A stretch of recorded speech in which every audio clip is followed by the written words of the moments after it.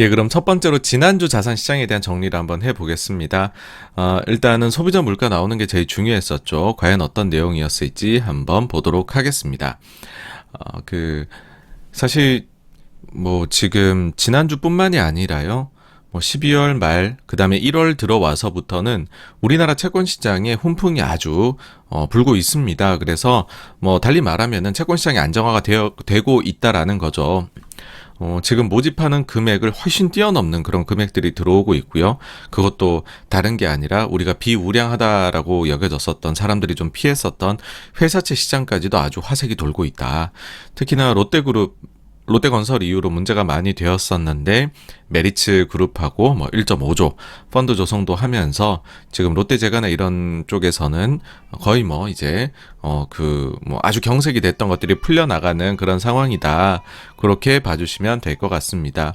다음으로 인한 월요일 날에는요, 미국에서 중고차 가격이 나왔는데 조금 상승을 했어요. 전월 대비로는. 이게 지난 5월 이후로 첫 번째 상승이기는 한데, 근데 사실 이게 내려갈 때 완전히 원웨이로 내려가는 경우들은 잘 없어요. 중간중간에 살짝씩 올라가기도 하고, 그리고 이게 보시면 요즘에 이제 계절 조정치라는 게 뭔지가 참 고민이 많이 되는데, 계절 조정치를 사용하기 전에는 마이너스였는데 사용하고 나면은 플러스가 되는, 그래서 조금 더 지켜봐야 되겠다 하는 생각이고요. 다음으로 이날은 메이시스하고 룰루레몬에서 가이던스를 하향하는 이슈가 있었어요. 룰루레몬 같은 경우에는 사실 이게 완전 하향이라고 보기는 어려운데 매출의 경우에는 조금 더 오히려 올려가지고서 반영을 했죠. 근데 그리고 주당 순이익의 경우에는 범위를 사실은 조금 좁혔어요. 근데 매출 총 이익률이 조금 감소할 것 같다라고 이야기를 하면서 이날 거의 한 10% 정도 빠졌던 걸로 기억이 납니다. 메이시스 같은 경우에는 기존의 가이던스 준 거에서 이탈이 아니라 중간 아래쪽에 매출이 나올 것 같다. 그 다음에 주당 순이익 같은 경우에도 요 정도 원래 발표한 거에서 사이에서 나오게 될 것 같다 라고 얘기를 했는데, 어쨌든 이제 시장에서는 좀 부정적으로 첫날에는 반영을 했고, 다음날부터는 그래도 그렇게 나쁜 건 아니지 않느냐, 이런 시장 심리가 작용을 했던 것 같아요. 다음으로 미국에서 테슬라의 판매가 증가를 했다라는 소식에 주가가 좀 많이 좀 올랐습니다. 그러니까는 중국 판매가, 이게 이제 장중에도 얘기가 나왔었는데, 그러니까 미국 시장 시작하기 전에 가격이 좀 내리고 나니까는 판매가 10배가 증가했다더라. 나중에는 이제 구체적으로 일주일 만에 3만 대가 팔렸다더라. 이런 얘기들이 나왔죠. 그러면서 실제로 중국에서 테슬라의 이제 테슬라 주문을 하러 가면 이제 예상되는 인도 기간이 있잖아요. 고객 입장에서 그게 막 증가를 하는 것까지도 실제로 사람들이 많이 인증을 했었죠. 다만 이제 그런 거는 있습니다. 과거에도 테슬라가 가격을 내렸을 때 판매량이 팍팍 튀었던 적들이 있어요. 그래서 이번에도 이게 일시적인 것인지 아니면은 좀 갈 수 있는 건지를 봐야 된다라는 거고, 사실 근데 이제는 테슬라가 중국의 로컬들하고 가격대가 비슷하게 내려와 버립니다. 이렇게 내리면. 그래서 정말 이제는 완전 치고 박는 완전 경쟁으로 간 게 아닌가 싶어요. 다음으로 이날 마이크 윌슨이, 요즘에 이제 윌슨 엄청나게 원래도 부정론자기는 하지만은 워딩이 점점점 세지고 있습니다. 증시 우리나라가 아니라 우리나라 3천이면 너무 좋은 얘기 텐데, 그게 아니라 S&P 500이 3천 갈 것 같다. 거기서 바닥을 칠 것 같다. 이런 이야기를 해서 한번 지켜보시죠. 어떻게 될지. 다음으로 뒤에서도 한번 또 CPI 다루면서 말씀을 드리겠지만은, 저 같은 경우에 지금 좀 향후에 CPI 하락을 이끌게 될 게 뭘까라고 했었을 때에는 식품 쪽의 CPI가 좀 빠르게 하락할 수 있지 않을까라는 얘기들 최근에 이제 조금씩 드리고 있죠. 왜 그러냐 하면 미국의 이제 북미 쪽의 비료 가격하고 CPI에 들어와 있는 식품 가격이 비슷하게 움직인다라는 거고, 6개월 시차를 두고요. 근데 비료 가격이 많이 내려왔으니까 그러면은 식품 가격도 내려오지 않겠느냐, 그렇게 생각을 합니다. 다음으로 화요일 날 우리가 지금 중국에 대해 가지고서, 사실 우리뿐만이 아니죠, 많은 나라들이 중국에 대해서 그런 이제 검역이나 이런 것들을 강화를 했습니다. 그러니까는 중국이 보복에 나서요. 근데 다른 나라가 아니라 한국하고 지금 일본에 대해 가지고서 집중적으로 좀 그런 우리가 좀 타겟이 된 느낌이기는 합니다. 근데 한알령하고는 좀 다르다라고 생각을 해요. 왜 그러냐면은 뭐 두 가지 측면인데, 하나는 완전히 우리만 타겟된 건 아니다. 다른 나라들도 좀 비슷하게 조치들을 취하고 있다라는 거고, 그 다음에 또 한 가지는 뭐 별로 할 것도 없어요. 중국이 이제는 2016년부터 한알령을 했습니다. 그래가지고서 우리 소비재 사실상 안 써요.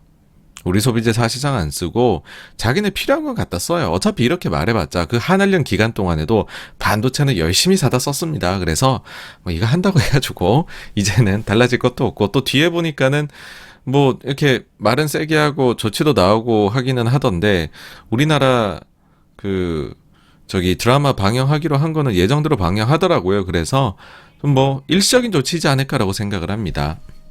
다음으로 우리나라에서 좀 좋은 소식이 나왔죠. 자사주 매입을 할 때 한국은 이거를 소각을 안 해요. 해외는 거의 다 소각을 하는데, 근데 정부에서 자사주 매입 시에 소각을 의무화하는 거를 고려하겠다, 이 제도를 한번 손보겠다라는 얘기가 나왔고, 요거 관련해서 뒤에 한국 쪽에 좀 뭔가 새로운 변화가 일어날 수도 있지 않을까라는 거를 종합해가지고서 정리해서 말씀드리겠습니다.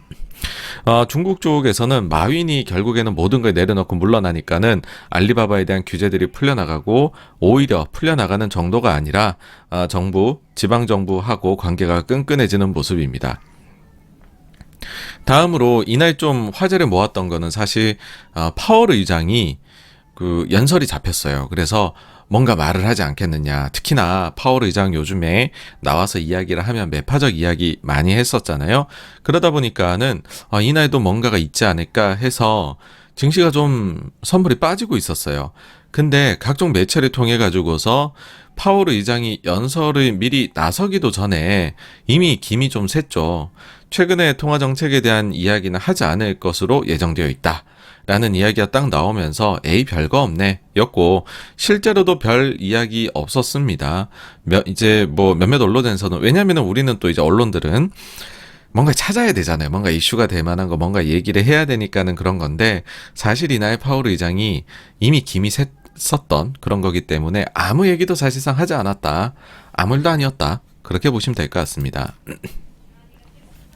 다음으로 제이미 다이먼, 그 이제 CEO가 상당히 유명하시죠, 그렇죠? 여기가 최근에 부정적인 이야기를 많이 했었죠. 근데 약간 양다리를 걸친다는 느낌이 저는 이날 보고는 들었어요. 왜냐하면 시장의 예상처럼 5% 정도까지 올릴 확률하고, 그 다음에 연준이 금리를 6%까지 올려야 되는 확률, 이 각각 반반씩인 것 같다라고 했고, 그 다음에는 이 얘기가 좀 결정적인데, 금리를 올려놓고 3에서 6개월 정도 기다리는 것이 어떠한 해도 끼치지 않을 것이다. 그러니까 정책에 시차가 있으니까 한 5%까지는 올려놓고 좀 기다렸다가 추가적으로 결정하자라는 이야기를 이제 공개적으로 했죠. 그러니까 이런 얘기들은 사실은 뭐 아주 부정적으로 보거나 뭐 매파적으로 얘기했던 과거에 비해서는 조금 누그러진 표현이다라는 거고요. 다음으로 미국 3년물 입찰이 이날 호조를 보였습니다. 사실 이 뒤에 뭐 10년물도 그렇고, 그러니까 지금 국채 입찰이 이 주간에는 전부 호조를 보여요. 그러니까 이런 것들이 전부 다 좀 근본적으로 이제 금리가 그렇게 더 안 올라가도 되겠는걸 이라는 것이 생각이 뭐 CPI나 여러 가지를 통해서, 그리고 그게 나오기 전부터도 광범위하게 퍼져나갔다, 이렇게 해석이 됩니다. 또 요날 좀 재밌는 이슈가 있었어요. 원래 우리가 지금 중앙은행에 대해 가지고서는 중앙은행 지금 특별한 상황이 있습니다, 여러분. 그러니까는 제로금리도 했다가 대차 대조표를 막 건드리는 QE, QT, 그다음에 예전에는 오퍼레이션 트위스트 같은 것들 막 했었어요, 그죠? 근데 원래는 중앙은행들이 은행에 대해 가지고서 빌려주는 금리인 재할인율, 요거를 가지고서 정책을 왔다 갔다 했었습니다. 그래서 재할인율이 좀 중요하게 작동을 했었는데, 요즘에는 이거 뭐 아무도 보지도 않죠. 근데 연준에서 요거 관련해가지고서 그 이제 뭐 어떤 식으로 결정이 내려졌다, 그런 과정이 있었다라는 거를 공개를 하게 되는데, 이게 보니까는 지금 공개된 게 좀 반대 의견이 있었던 겁니다. 지난번에 보시면은 금리가 50bp 인상이 되었잖아요. 근데 알고 보니 자료를 수집해 보니까는 미국 이제 미국의 12개 지역 연은 중에서 무려 3군데가 그 50bp 인상에 반대를 했다라는 거고요. 이제 동결을 하자라고 얘기를 한 거죠. 이 반대한 지역은 어디냐면 댈러스, 여기 총재는 로리 로건이고요. 리치몬드 토머스 바킨이고, 그 다음에 애틀랜타의 라파엘 보스틱입니다. 그러니까 조금 우리 이제 연준이 금리를 좀 제약적인 수준으로 어느 정도 왔다라는 이야기를 하는 것이죠. 그러니까 매파성이 되게 강하진 않다라는 것을 이런 데서 알 수가 있습니다. 그럼에도 불구하고 요즘에 최강 매파로 떠오른 거는 사실은 신의 그 완전 매파로 떠오른 거는 카시카리예요. 카시카리가 제가 이거는 왜 가지고 왔냐면 사실 이게 되게 중요한 얘기는 아닌데 최근에 연준이 좀 시장에 보였었던 신경질적인 반응 혹은 좀 시장을 무시하는 듯한 반응 그런 거가 만연해 있는 것 같다라는 걸 좀 알려드리고 싶어서 그래서 요거를 가지고 왔습니다. 이날 뉴욕타임즈에 기사가 실렸는데 그 기사를 쓴 기고자하고 지난달에 카시카리가 대화를 나눈 내용이 이렇게 적혀 있어요. 근데 이제 내용이 이렇습니다. 이제 투자자들이 2023년도 하반기에 금리를 이제 연준이 인하할 수 있을 것 같다라는 기대를 지금 가지고 있잖아요. 거기에 대해 가지고서 카시카리가 뭐라고 말을 하냐면 월가 사람들은 문화적으로나 제도적으로 좀 낙관적인 것 같다. 그러니까는 이 기고자가 이거 그럼 치킨 게임이냐 하니까 웃으며 답했다라고 하는데 그들은 치킨 게임에서 패배하게 될 것입니다. 사실 저는 이런 표현들은 좀 별론 것 같아요. 그러니까 연준은 좀 신중하게 항상 단어도 써야 되고 표현도 해야 되고 누군가를 이렇게 사실 누가 알겠어요. 누가 저희가 데이터가 진짜로 어떻게 흘러갈지를 그리고 또 그 사이에 세상에 변수가 아무것도 없을 거란 가정이 깔려야 되는데 누가 알겠습니까? 근데 이런 식의 표현들은 좀 뭐 개인적으로 연준을 봐왔던 입장에서는 솔직히 요즘 좀 보면 안타깝고요. 아주 신중하게 시장하고 소통했었던 과거의 의장들이 요즘에 참 많이 그리워진다. 뭐 그런 말씀 드리고 싶네요. 그리고 카시카리가 이런 말을 하기엔 그 연준이 이런 거 최근에 이제 5년 지난 거 있잖아요. 회의하고 그거는 자료가 구체적으로 그때 사람들이 누가 무슨 이야기했고 누가 어떤 경제 전망과 점도표 찍었는지가 다 공개가 되거든요. 그러니까 우리가 그 FOMC 회의 있으면은 일단 성명서 나오고 Q&A 하는데 거기에서 구체적으로 위원들 그 구성되어 있는 위원들이 누가 뭐 했는지는 안 나오잖아요, 여러분. 안 나오는데 5년 지나면 그게 이제 다 공개가 됩니다. 보시면은요. 5년 전 2017년도 12월입니다. 그때 당시에 2018, 19, 20년도에도 역시나 이렇게 점도표를 찍었을 거 아닙니까? 지금은 매파라고 알려져 있는 카시카리 제일 밑에 찍었어요. 블라도 바로 위에 찍었습니다. 네. 참 격세지감이죠. 그죠? 이분이 지금 이렇게까지 말씀을 하시다니. 제임스 블라드가 5에서 7%로 이야기하다니. 저는 모르겠어요. 그러니까는 우리가 이제 많이들 최강 매파, 블라드, 그 다음에 매파, 새로운 최강 매파, 카시카리. 저는 그 말이 되게 어색합니다. 네. 개인적으로 이런 점들 때문에. 다음으로 이제 넘어가 보면, 우리나라 채권 시장은 계속 훈풍이 불고 있고요. 특히 좀 이날은 요거를 한번 적어봤어요. 하이닉스도 이번에 채권 발행하는데 아주 흥했다라는 거고요.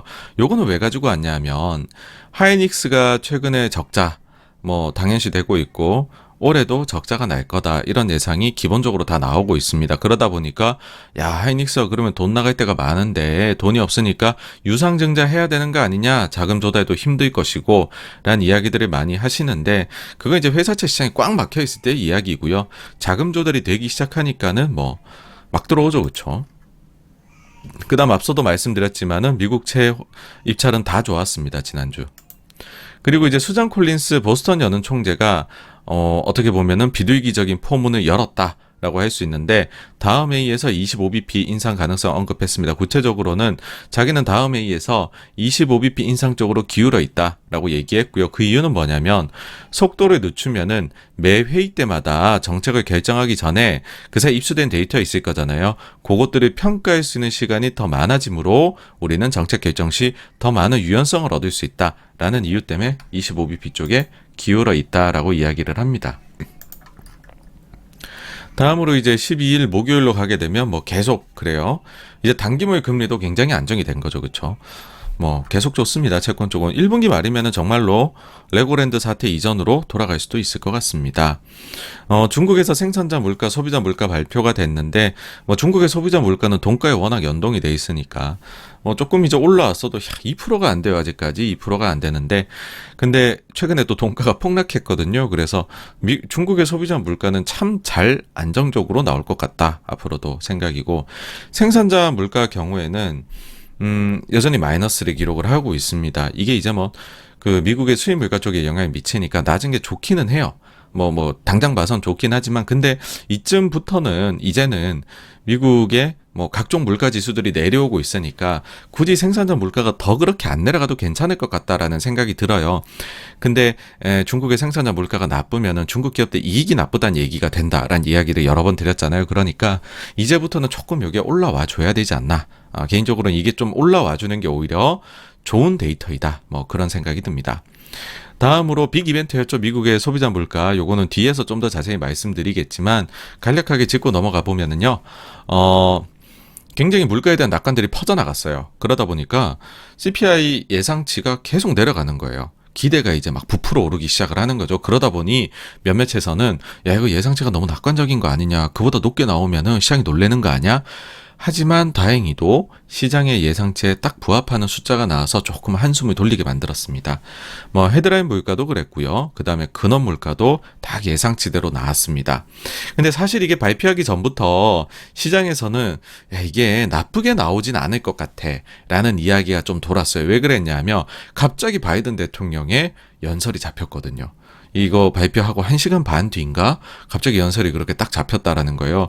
그러니까는 야, 만약에 물가가 되게 안 좋게 나오면 바이든 대통령이 나와갖고 물가에 대해 얘기를 하겠냐. 물가가 괜찮게 나오니까 본인 공이라고 얘기하려고 나오는 걸 거다라는 이야기들이 나왔던 거죠.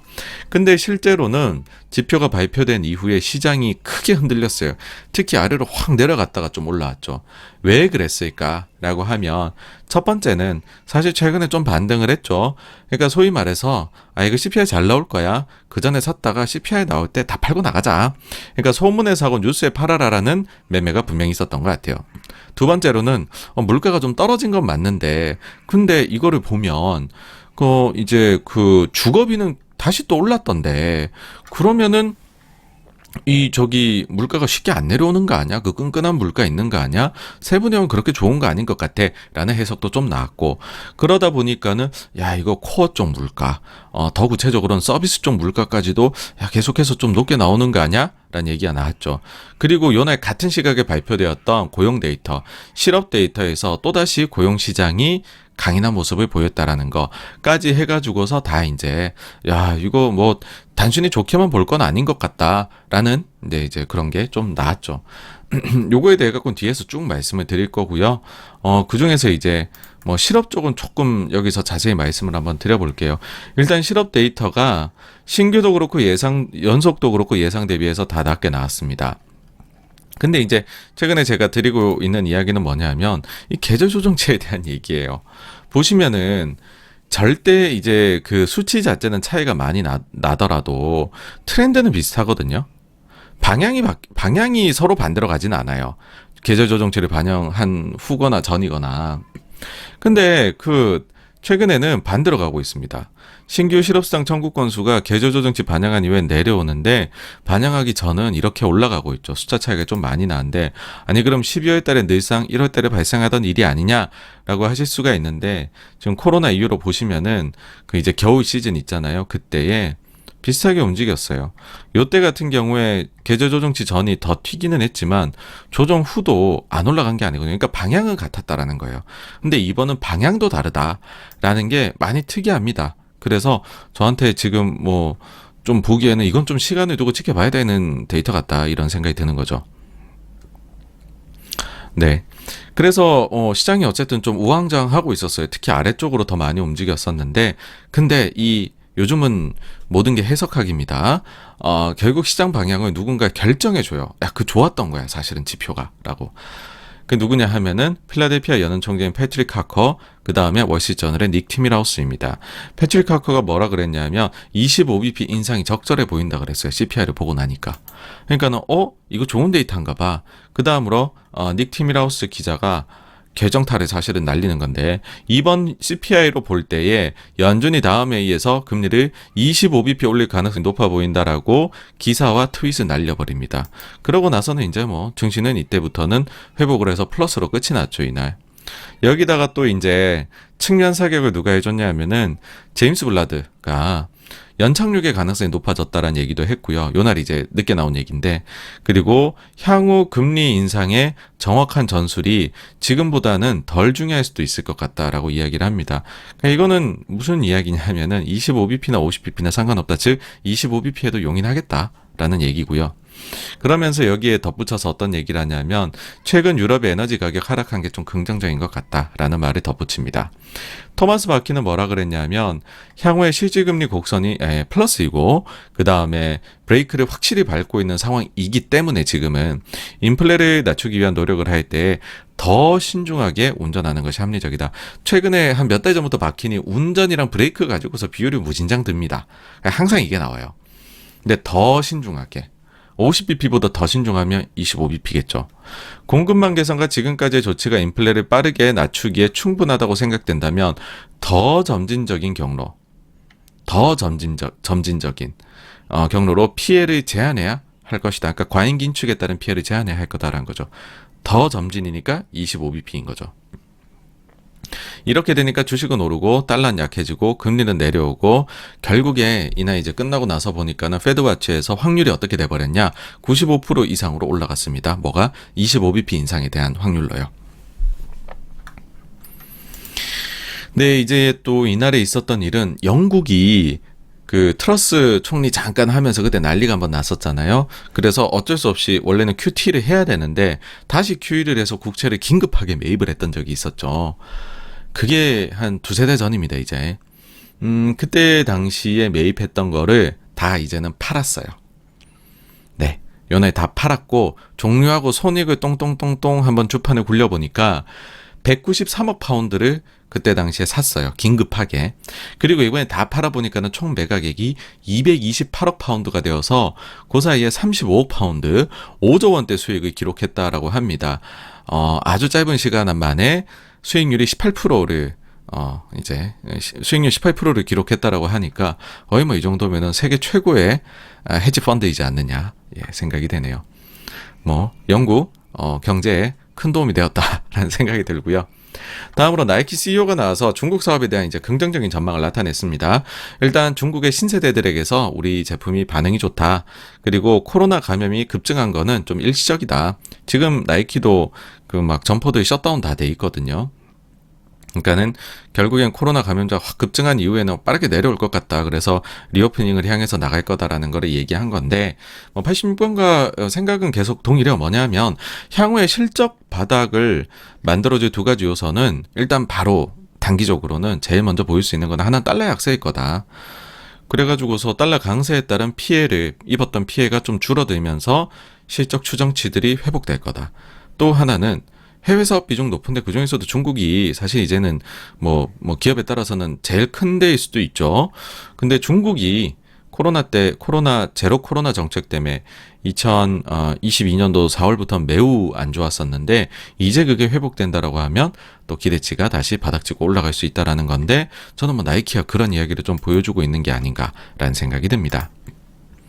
다음 이제 13일 금요일은 우리나라 금통위가 열렸는데 예상대로 25bp 금리 인상이 이뤄졌습니다. 근데 그 한국은행 홈페이지에 들어가시면은 이날 올라온 전문, 그 다음에 Q&A 할 때 전문 이런 게 다 나와 있는데, 특히나 이번 회의는 좀 한번 자료를 보시면은 도움이 되시지 않을까라는 생각이 들어요. 일단 기본적으로 최근에 각국 중앙은행들을 보다 보면은 조금 이제 제가 속이 이제 우라통이 터질 때들이 있는데, 제가 볼 때 제일 잘하고 제 최고로 지금 와 진짜 너무 좋다, 이런 중앙은행이 어디냐면 한국입니다. 이창용 총재께서 하시는 이야기는 하나도 허투루 볼 게 없는 것 같고요. 너무나 명쾌하고, 그러다 보니까는 뭔가 우리가 연준을 연준을 바라본다. 근데 더 크게 봐서는 우리가 중앙은행에 대해서 공부를 하는 것이고, 그래서 향후에 우리가 투자할 때 잘 좀 써먹기 위한 거잖아요. 그러면 지금 한국은행이 가장 전통적인 그런 색깔을 스타일을 보여주는 중앙은행이니까 여러분들께서는 우리나라 금통위가 사실은 그렇게 이제 중요도가 높진 않았었는데 근데 집중해서 한번 보시기를 정말로 추천드립니다. 너무 좋습니다. 요번에 보니까는 소수 의견이 두 분이 나오신 거죠. 동결 주장을 하셨습니다.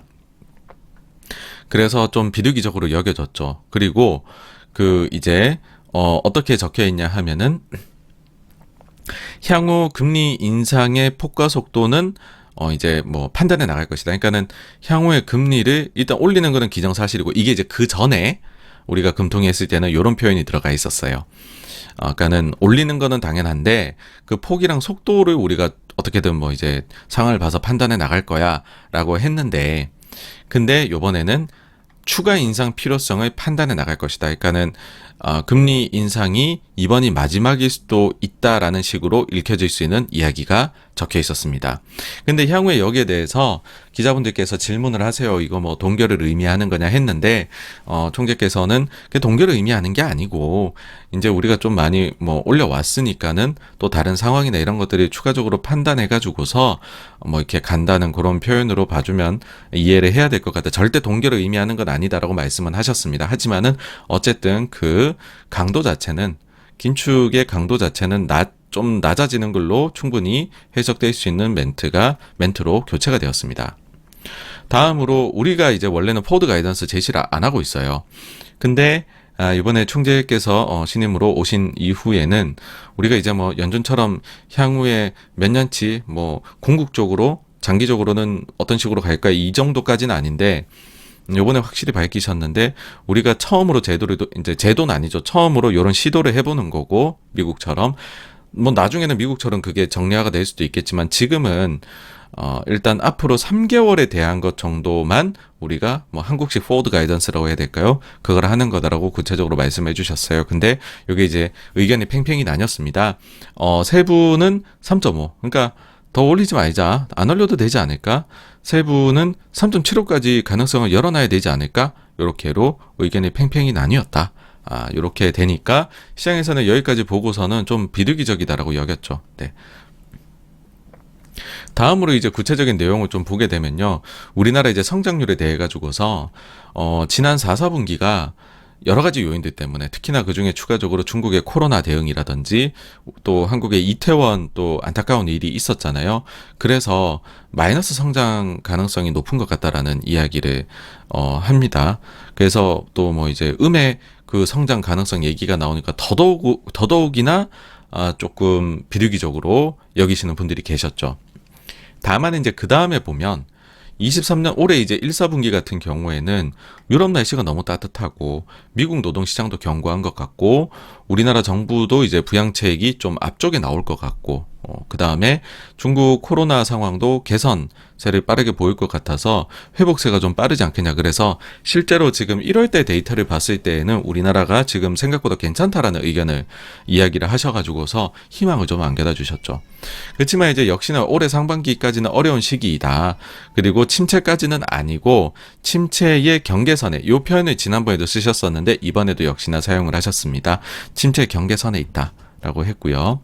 다음으로 뭐 환율 같은 거 뭐 1,400원 넘어갔을 때 해외 투자는 좀 아닌 것 같지 않냐 이런 이야기를 구체적으로 하셔갖고서 거의 뭐 이제 뭐 총재께서 찍어주신다, 너무 잘 맞추신다 이런 얘기를 하는데 뭐 향후에는 구체적인 자산 가격 언급은 그게 너무 과도할 때만 얘기를 좀 하겠다라고 해서 조금 이제 발을 빼셨는데 다르게 생각해 보면은 총재께서 자산 가격을 구체적으로 언급할 때에는 그거는 과도하다라는 걸로 앞으로 우리가 이해하면 될 것 같다라는 게 되고 뭐 이제 뭐 그렇게 시장은 아마 제가 볼 땐 받아들이게 될 것 같아요.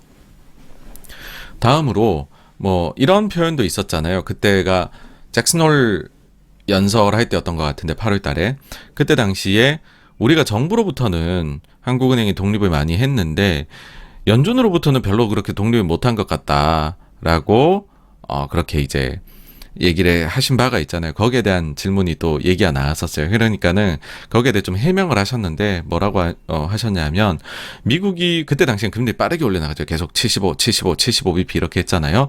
그렇게 금리 빠르게 올려나갈 때에는 우리가 반대 방향으로 못 간다.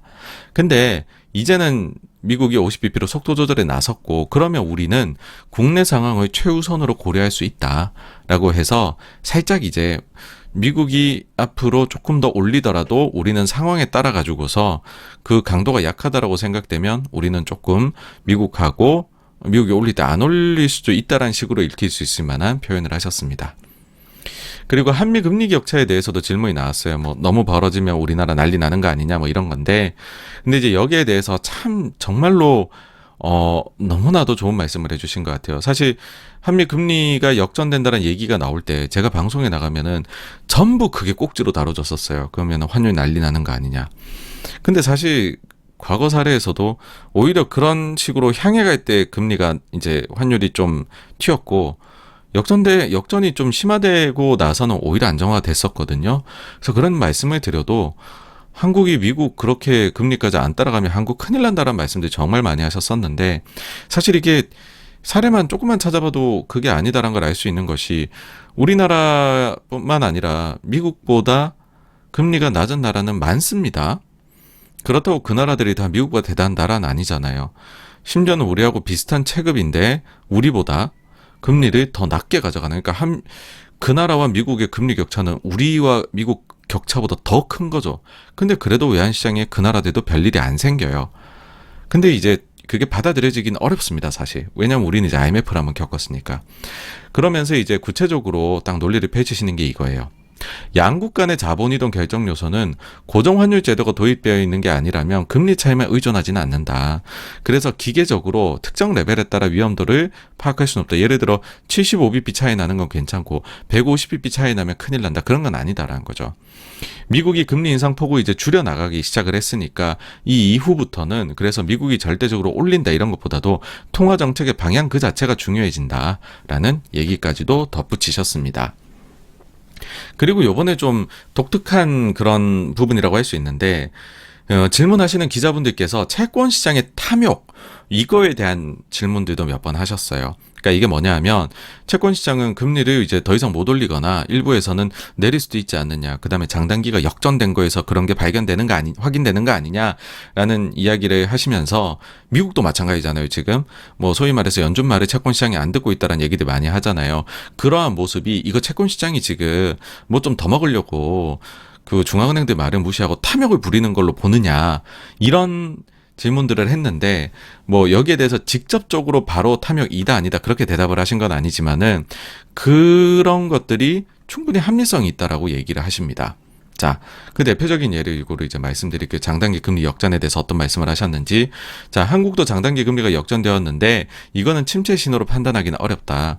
왜냐하면 지금의 금리 수준보다는 2, 3년 뒤 금리 수준이 낮을 것이다라고 시장 참여자들이 봤다는 거죠. 그러면 당연히 초단기물보다 중장기물의 금리는 더 낮아지는 것이 맞다.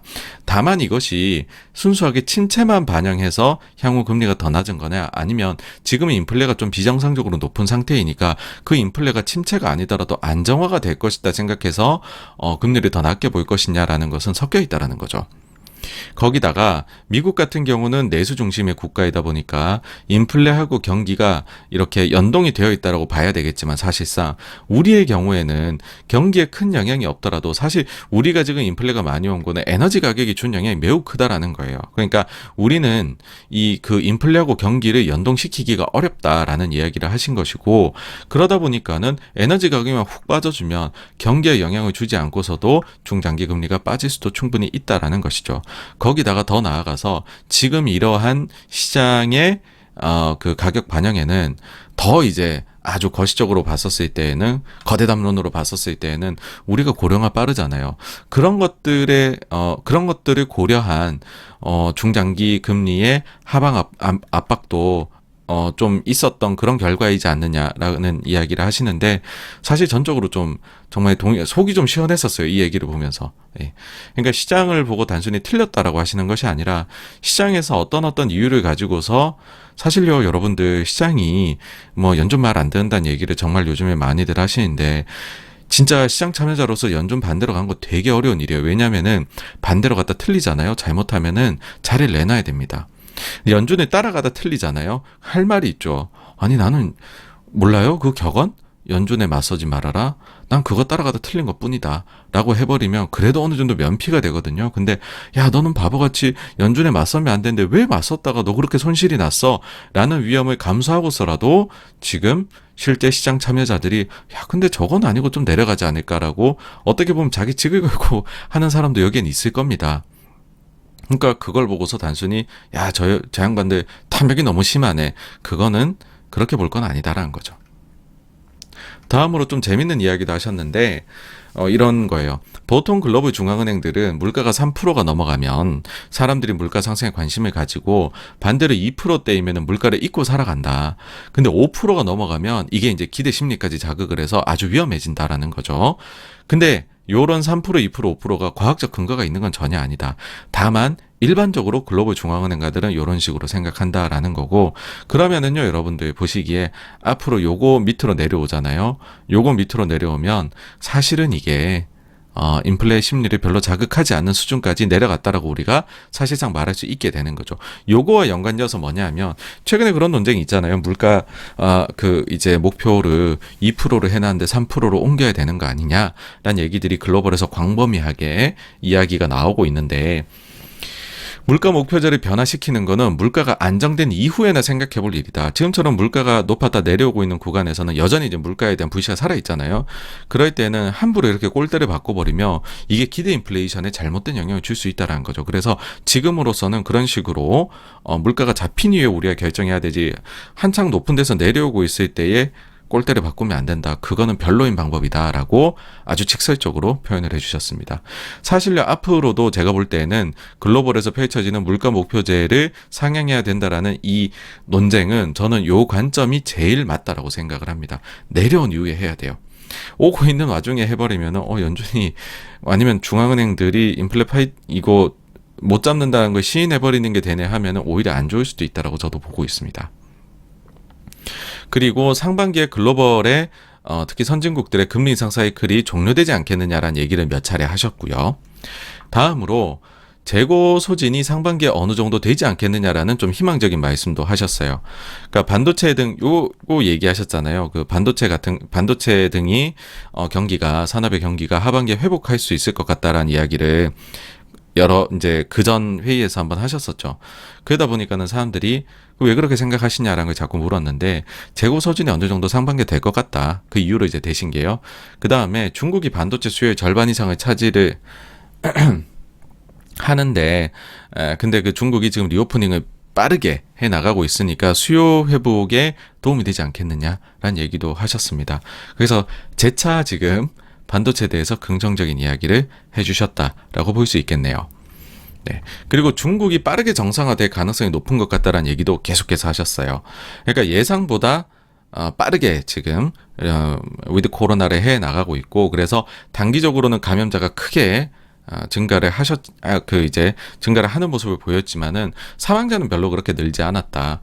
그리고 중국에 있는 이제 뭐 지인이라고 표현을 하셨는데, 이렇게 이제 자료를 이제 물어보면은 그 교통 쪽 자료에서 사실 이거 지금 뭐 많이 돌아다니잖아요. 중국의 뭐 바이두 검색 지수나 아니면은 교통량 지수, 요런 것들이 많이 지금 회복세가 되었습니다. 그러니까는 뭐 좀 빠르게 정상화되지 않겠느냐라는 낙관론을 펼치셨고요. 마지막으로는 좀 특이했던 게, 좀 살짝 웃으시면서 미소를 머금으시면서 말씀을 하신 게, 며칠 전에 BIS를 갔다 오셨대요. 그때 분위기를 보니까는 특히 유럽 쪽에서 날씨가 따뜻해서 가스 가격이 생각보다 낮은 거에 대해 가지고, 그리고 겨울에 혹시나 저기 러시아 때문에, 그리고 또 날씨가 추워지면은 이게 이제 가스가 부족할까 봐서 걱정해서 재고를 많이 축적해둬서 지금 유럽 쪽의 분위기가 괜찮다라는 거를 내가 BIS 가봐서 아는데 이러면서 이제 말씀을 하셨습니다. 네. 네. 다음으로 테슬라가 이제 장전에 갑자기 미국 주식이 이제 선물이 훅 빠졌는데, 그 주요 요인은 뭐냐면 테슬라였다고 저는 뭐 봅니다. 뭐냐면 미국하고 유럽 쪽에서 가격을 최대 20% 인하한다는 발표를 하니까, 야, 이거 가격 경쟁이 쉽지 않네. 테슬라 실적 앞으로 많이 나빠지겠어 하면서 테슬라 이제 그 장전 그 예상 가격이 막 마이너스 5%, 6% 이렇게 갔었어요. 더불어 가지고서 이게 시장 전체도 끌어내린 게, 야, 테슬라가 저래버리면 다른 자동차 업체들은 어떻게 해가지고 경쟁 업체들, 특히 이제 자동차 쪽 관련된 기업들이 전부 다 주가가 아주 이제 안 좋게 그렇게 이제 막 선물 가격에 그러니까 장전에 반영이 되기 시작을 했었죠. 사실 이제 이거는 얘기가 이미 나온 게 중국 쪽에 인하 발표가 나왔을 때 미국, 유럽도 하지 않겠느냐라는 생각은 했는데 이만큼 인하할 줄은 몰랐다라는 게 사실은 시장의 반응이었다라고 보시면 될 것 같아요. 그러니까 이제 경쟁의 격화 우려. 다만 이제 그런 거는 있습니다. 이제 이만큼 내리고 나니까 테슬라가 안 비싼 차예요. 경쟁사들하고 보면은 오히려 이게 가성비인가? 막 이런 차 가격일 정도로까지 내렸다라는 거고. 그러니까 이제 여기에서 우리가 생각해 볼 수 있는 관전 포인트는 어떻게 보면 너무 좀 진부할 수 있는데요. 자, 가격 인하를 통해서 테슬라가 얼마나 판매를 증진시킬 수 있느냐, 이게 첫째 포인트가 되겠죠. 중국에서 일단 뭐 판매 많이 늘었는데 중국이 만약에 계속 그게 좀 어느 정도 유지가 돼준다라고 하면은 테슬라는 야, 그러면은 자동차는 가격도 중요하지만은 물량, 그래서 가동률 효과도 중요한데 그거 가지고서 가격 인하된 거를 좀 상쇄할 수 있지 않을까, 이런 얘기가 나올 수 있는 거죠. 다음으로 향후에 이제 이런 얘기를 해서 우리가 가격을 낮추는 거는 지금 원재료 가격이 떨어져 가지고서 특히나 거기에서 추가적인 원가 절감을 하면서 우리가 마진을 어느 정도 방어를 할 수 있을 것 같아서 내리는 거다, 이런 식으로 말을 했는데 진짜 마진 방어 얼마 되는지. 다음으로 지금 캐파를 계속 늘려나가고 있었잖아요. 그래서 좀 판매를 잘해야 됩니다. 테슬라 입장에서는. 그에 따른 뭐 첫 번째하고 겹치는 걸 수도 있는데 가동률 상승 효과, 이게 어느 정도 나올 것이냐.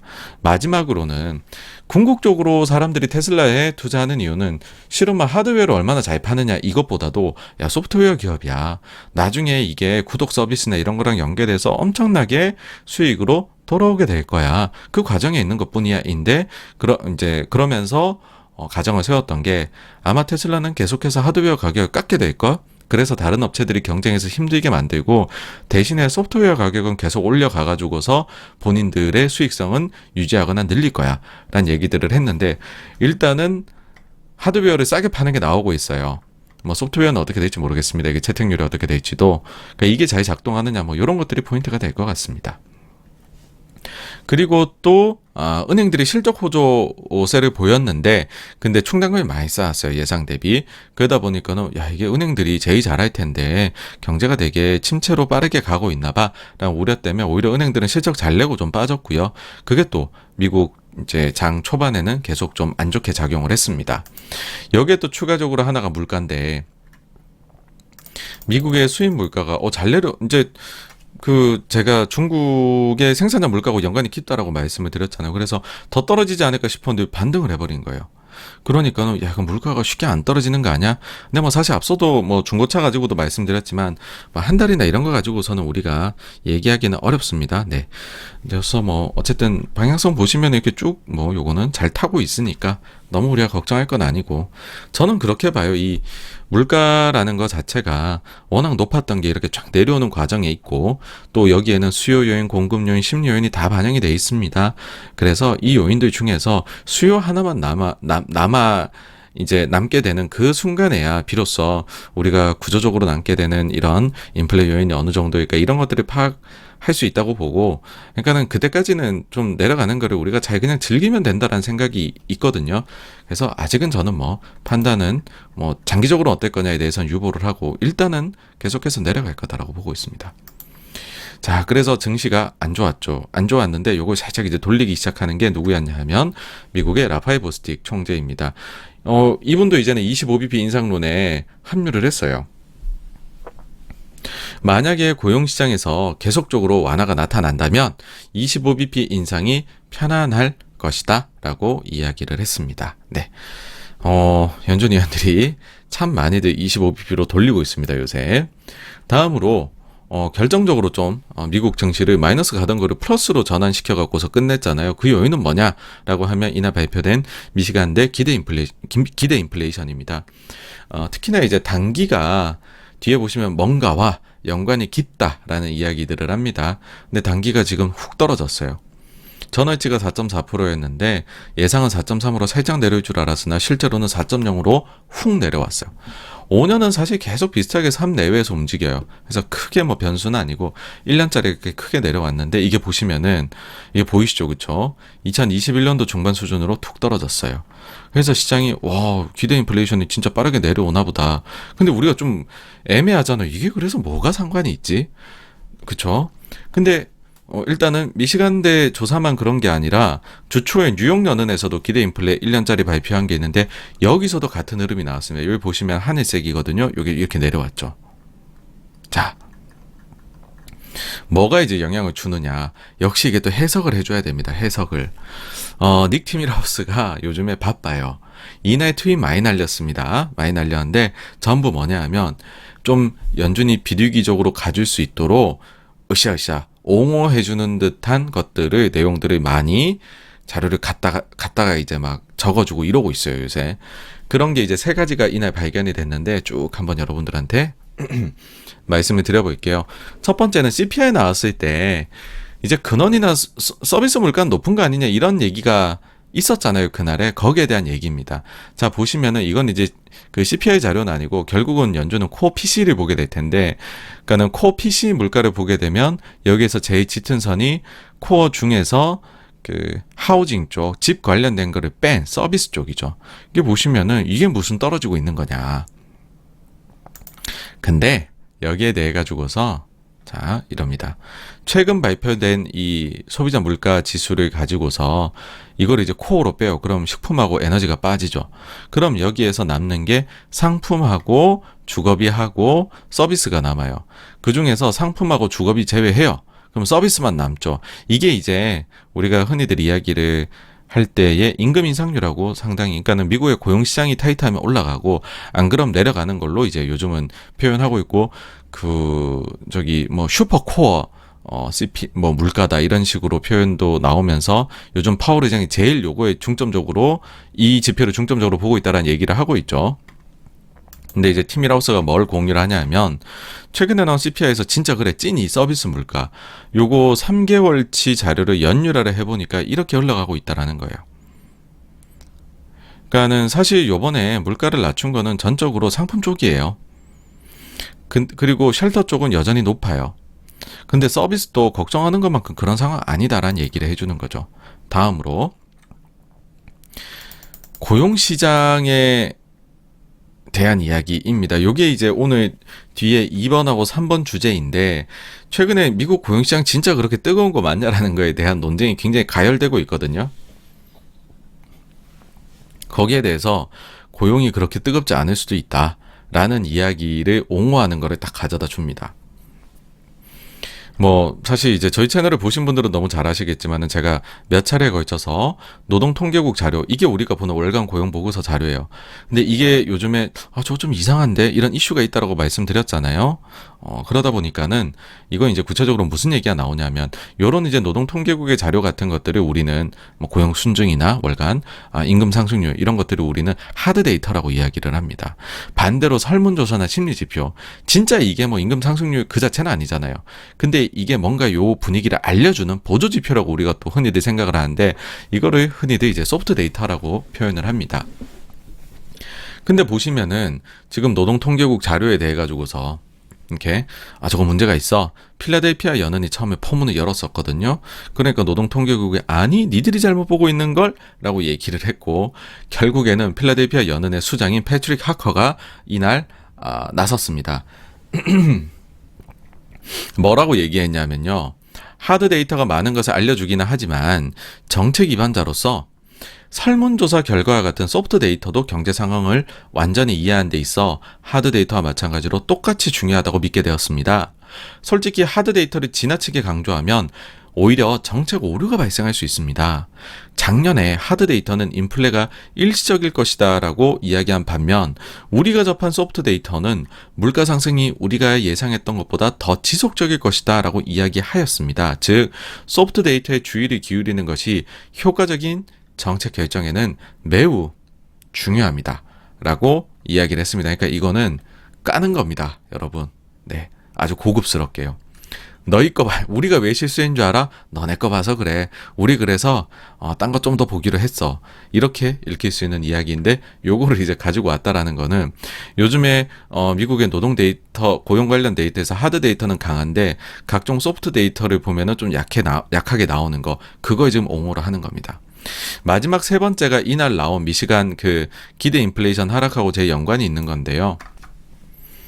굉장히 재밌습니다. 이게 진짜 재밌는 자료인데 뭐냐면 미시간 1년 기대 인플레이션의 하락은 향후 임금 상승률이 하락할 것이다는 거를 의미하는 거다라고 이야기를 합니다. 이게 무슨 얘기냐 하면은 티미라우스가 갑자기 2022년도 9월 6일에 나온 샌프란시스코 연은의 보고서를 갖고 와서 언급을 해요. 핵심 지표가 뭐냐, 핵심 이제 내용이 뭐냐라고 하면 여러분 이거 보이십니까? 자, 이게 임금 인플레이션, 그러니까는 그 임금 상승이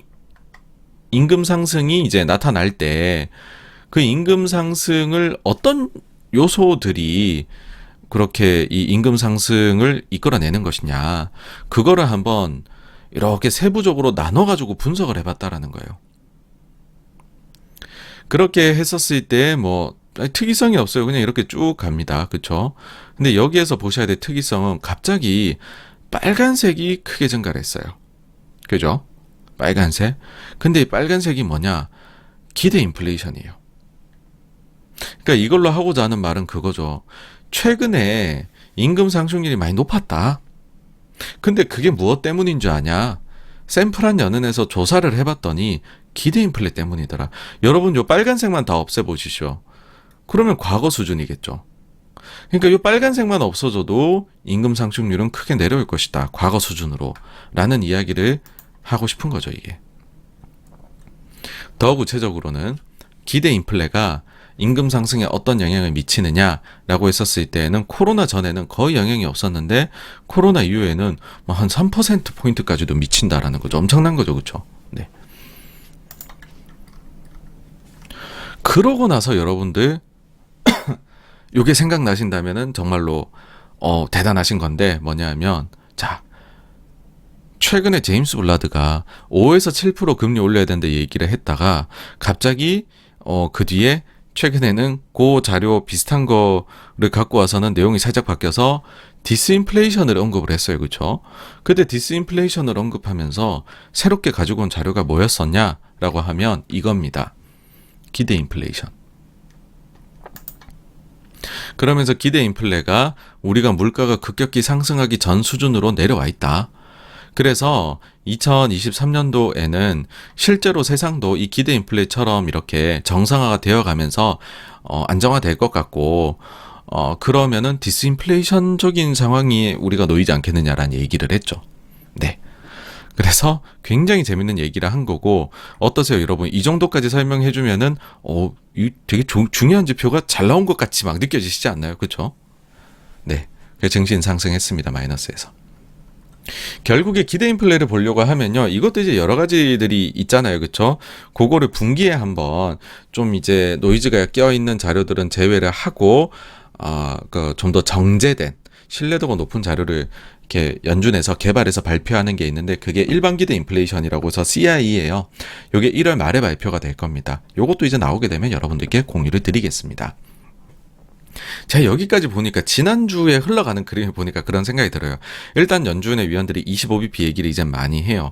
그러니까는 다음 회의는 거의 25bp라고 팀이라우스도 저렇게 얘기하니까 봐야 될 것이고, 그러면 연준이 아니 너네 그러면은 왜 75에서 50 그다음 25로 빠르게 속도를 조절하냐, 이거 이유가 뭐냐라고 물을 거잖아요. 그럴 때 이유로 딱 요거를 제시할 것 같다라는 거죠. 하나는 기대 인플레, 그 다음 하나는 고용 시장의 안정화.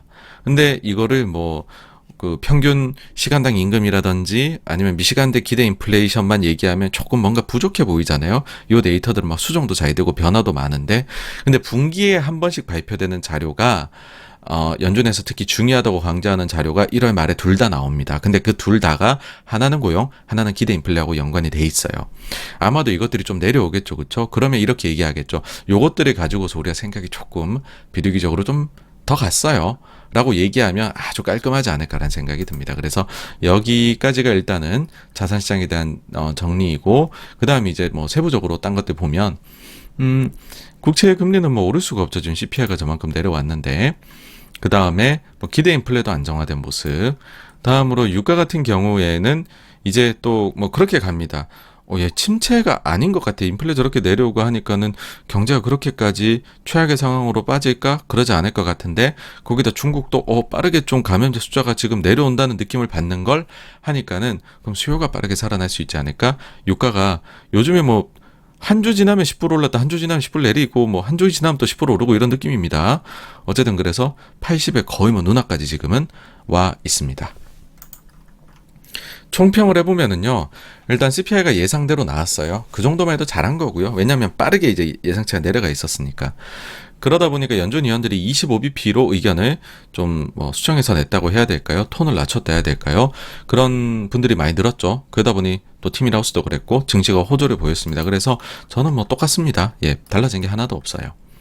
다음 주 일정은 일단 월요일에 미국 쉬는 거 있고, 뭐 일본이 또 다음 주에 지금 추가적으로 이제 YCC의 범위를 늘릴 수도 있다. 혹은 이제 과격하게 보면은 아예 폐기해버릴 수도 있다라는 주장까지도 하면서, 지금 사실 일본 국제 시장이 박 터집니다. 여기 싸우고 있거든요. 그러다 보니까 엔화가 상당히 강세로 가고 있는데, 뭐 그래 봤자라고 전 생각은 해요. 일본이 그 정도 이제 영향 줄 국가는 아닌 것 같다 라는 생각인데, 그래도 어쨌든 장중에 어느 정도의 변동성을 만들 수가 있습니다.